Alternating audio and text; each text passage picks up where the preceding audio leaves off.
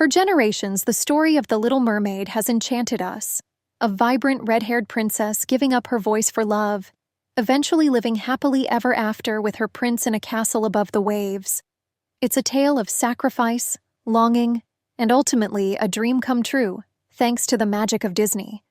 But what if I told you that the original tale, penned by Hans Christian Andersen in 1837, is less about happily ever after and more about agonizing pain, unrequited love, and a tragic end far removed from any animated kingdom?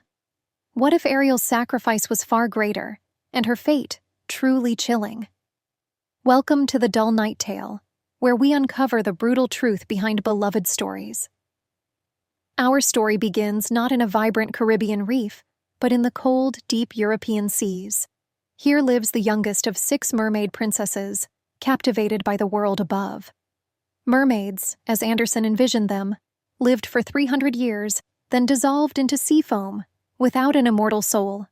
Their only hope for an eternal soul was to win the love of a human and marry them. This fundamental difference sets the stage for a much higher stakes gamble than simply wanting legs to dance. On her 15th birthday, allowed to ascend to the surface for the first time, she witnessed a grand celebration on a ship. And then, a violent storm erupted, sinking the vessel. She saved a handsome prince from drowning, bringing him to shore. But before he awoke, a young woman from a nearby temple found him, taking credit for his rescue. The mermaid, heartbroken and unseen, retreated to the depths, her heart now hopelessly lost to the human prince. Consumed by her longing for the prince and an immortal soul, the Little Mermaid sought out the sea witch, not a flamboyant Ursula, but a terrifying ancient sorceress who demanded a horrifying price. For a pair of legs, the mermaid would surrender her beautiful voice, her tongue cut out, and with every step she took on land, it would feel as if she were walking on sharp knives, bleeding with each movement. But the ultimate condition? If she failed to win the prince's love and marry him, on the dawn after his marriage to another, her heart would break, and she would dissolve into sea foam. Despite the agonizing pain, feeling every step as though she walked on blades, the mermaid lived at the prince's palace.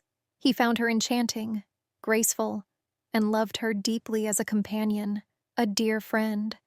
But his heart remained set on the woman he believed had rescued him. He made her dance for him, ignorant of the torment it caused. Day after day she endured, hoping, praying, that he would see her as more, that he would recognize her love. The prince, believing the temple maiden was his true rescuer, announced their marriage. The mermaid's heart shattered. On the night of their wedding, as the festivities raged, her sisters rose from the ocean depths, their beautiful long hair shorn off, traded to the sea witch for a chance to save their youngest sister. They offered her a magical glistening knife.